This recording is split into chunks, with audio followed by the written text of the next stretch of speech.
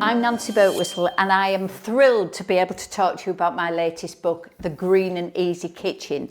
I'm so excited.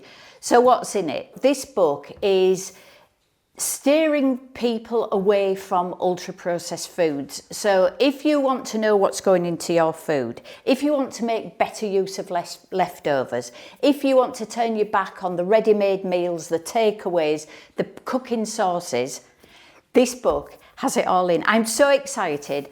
Now this demonstration, I'm turning you to page 27 because I'm going to make my universal cottage pie.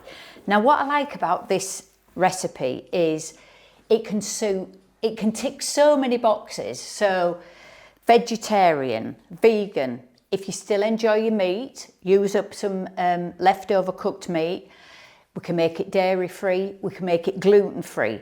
It's one of those very flexible recipes. The one I'm going to do today is vegetarian, although I have to say if you do throw in a slice of corned beef, it is very, very nice. But no, we'll stick truly vegetarian for today. And I'm starting with lentils. Now, I've put in the recipe pea lentils or green lentils. I've got a mixture of both. And what I'm going to do with these to start the job off. Now, if you want to get ahead, you can always do this the day before or pop them in your slow cooker so that you're ready to go. But I've got here my washed, I've already washed them in the sieve, my washed lentils, and then I'm going to add in 500 mils of my homemade instant stock. Pop that in there, and then these will go on the heat.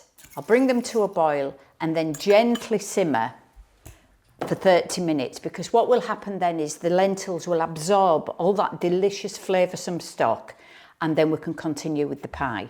So let's pop these on the hob, get it boiling, and then a low, slow simmer for 30 minutes. So there we are, we've got our lentils up to the boil. I'm going to turn them down so they're just ticking over, put a lid on, and leave them to do their thing. Okay, so after half an hour, gentle simmer, you can see that the lentils have absorbed that stock beautifully. We've got a dark, tender lentils there, full of flavour, so we can get on with the rest of our pie. So I'm going to start here with oil. You can use lard, you can use butter.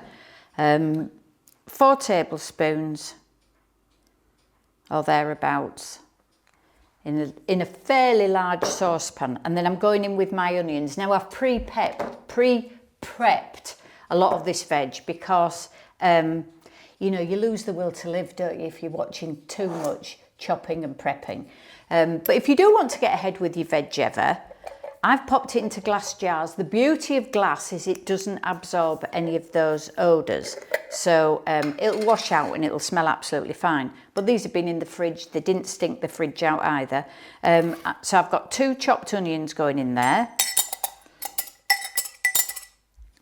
That's 1 onion. And there's my other onion.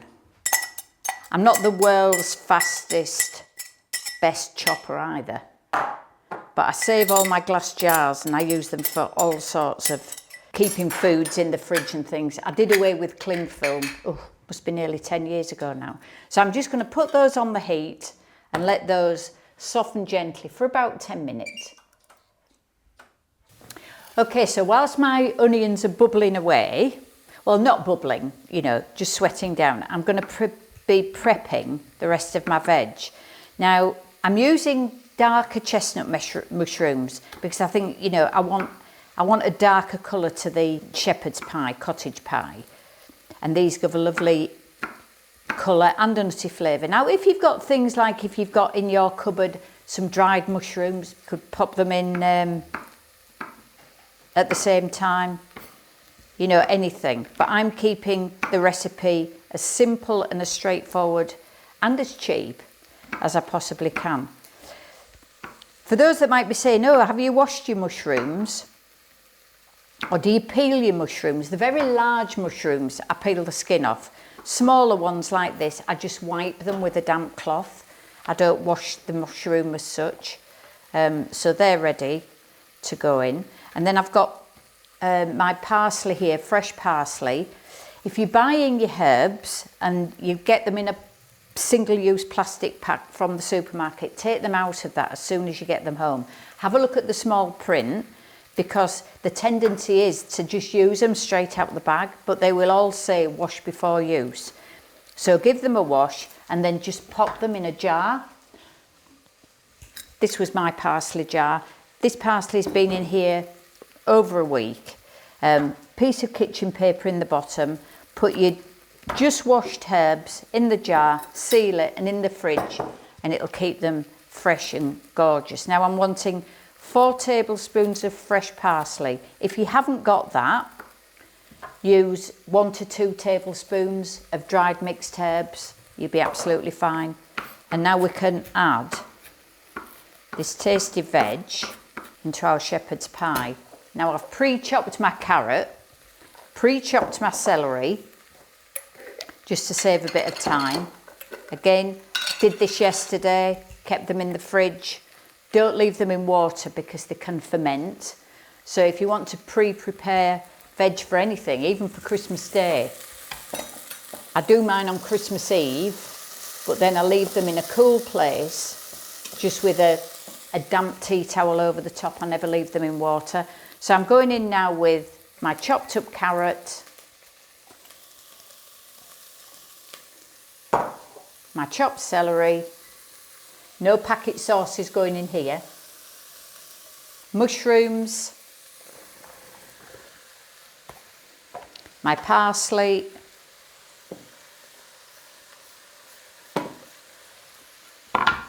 and give that all a very good stir.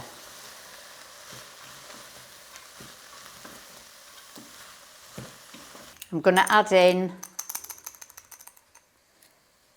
a teaspoon of ground nutmeg, salt and pepper,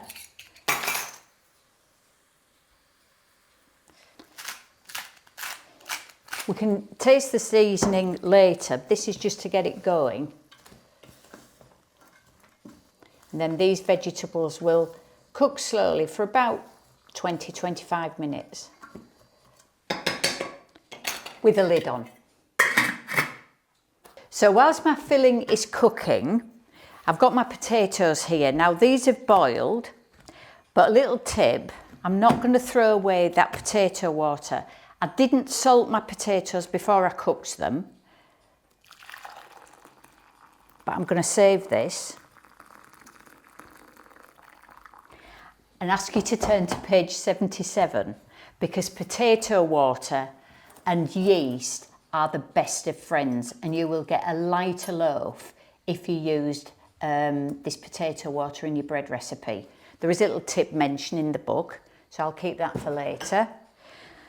And get together and mash my potatoes. Now I'm going to need more salt, because obviously I didn't use any salt in the cooking. So a fair bit of salt going in there, and then milk and butter.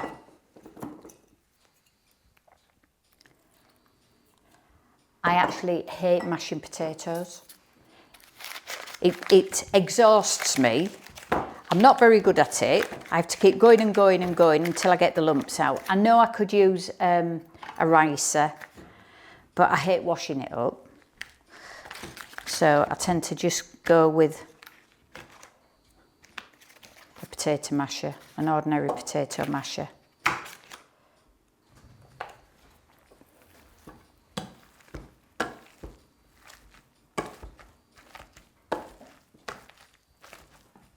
The beauty of this recipe is you can get ahead, just keep it chilled so that you've got something to pop in the oven when you come home. You can freeze it.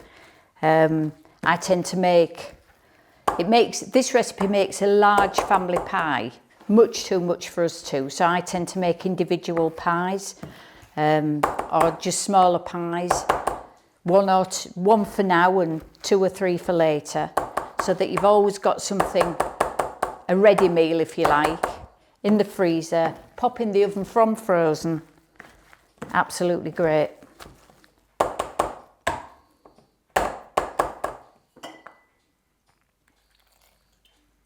If you're going vegan, obviously you won't add the butter or the milk. You add a vegan equivalent.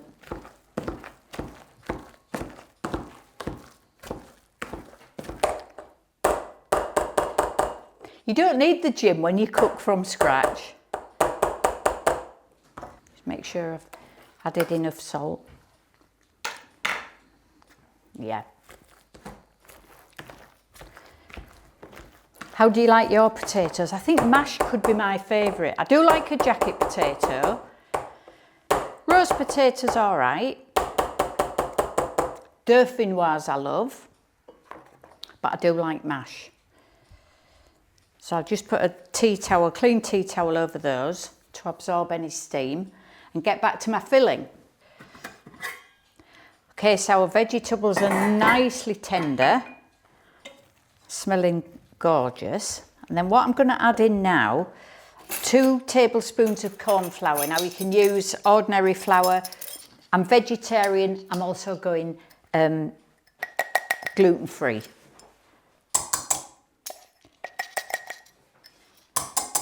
This is just a thickener. Stir that into those hot veggies. And then I'm going to add in, just give that a good stir. If you're using ordinary flour, just cook it off for a minute, just to remove any aftertaste. And then I'm going to add in the contents of my pan with the stock and the lentils.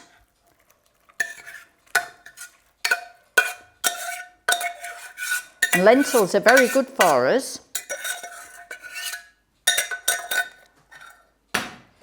Give that a stir.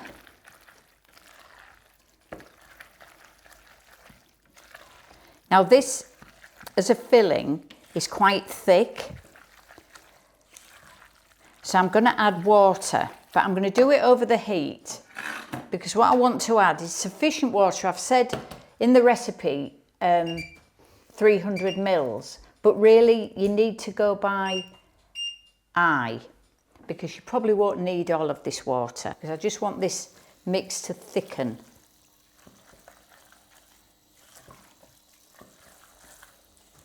And as it thickens, as it heats up,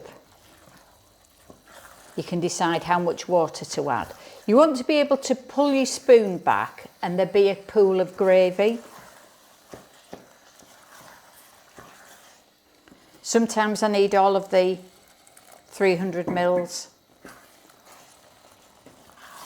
So what I'm looking for is a consistency that when I pull the spoon back, it fills in. You know, if I pull the spoon back and it stays separate, the filling is too thick. But that's just right.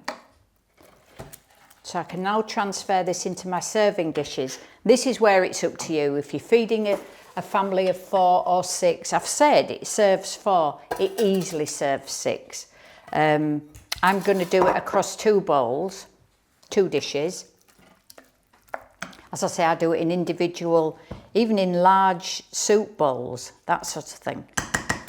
And then put the mash on top and pop them in the freezer.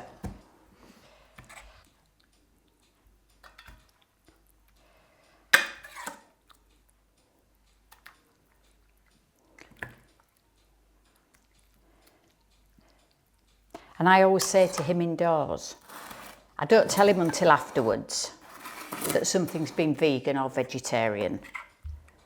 And we had this the other night and he said, oh, that was tasty. I said, it was vegan. Oh, that was all right.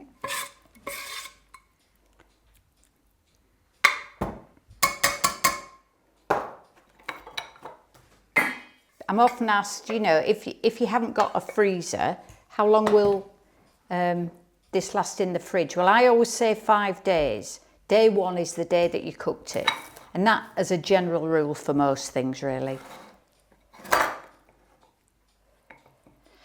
So we're now ready for our mash.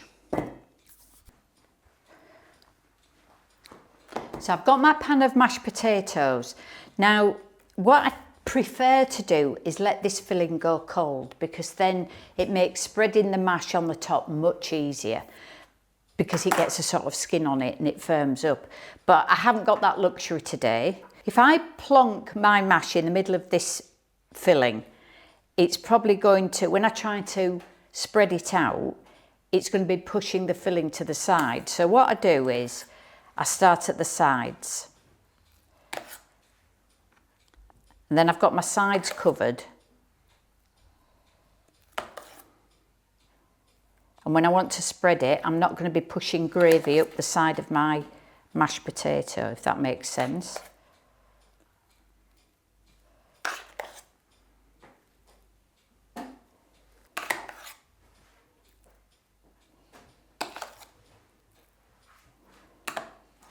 Now what I'm going to do is just smooth around the edges first, not disturbing my hot filling.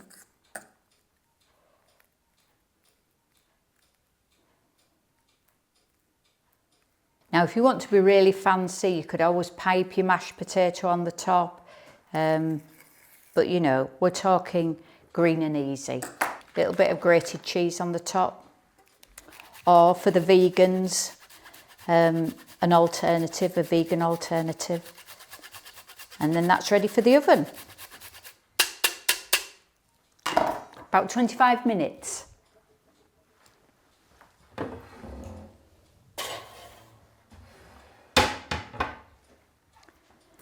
So here's my second pie. Sprinkle over the cheese, but I'll leave it at that. I'll leave it to go completely cold, then I'll pop it in the freezer, and then when I come in and it's cold and snowy or rainy and I want something wholesome, straight out of the freezer into the oven, about 40 minutes.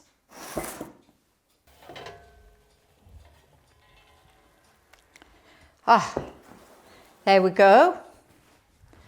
Bubbling and smelling gorgeous.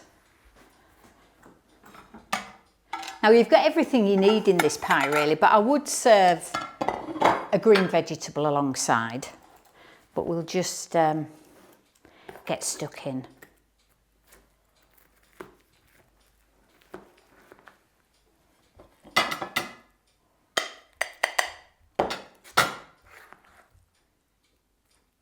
Vegetarian, vegan, gluten-free, you can make it dairy-free or use meat, whatever ticks your box. Enjoy.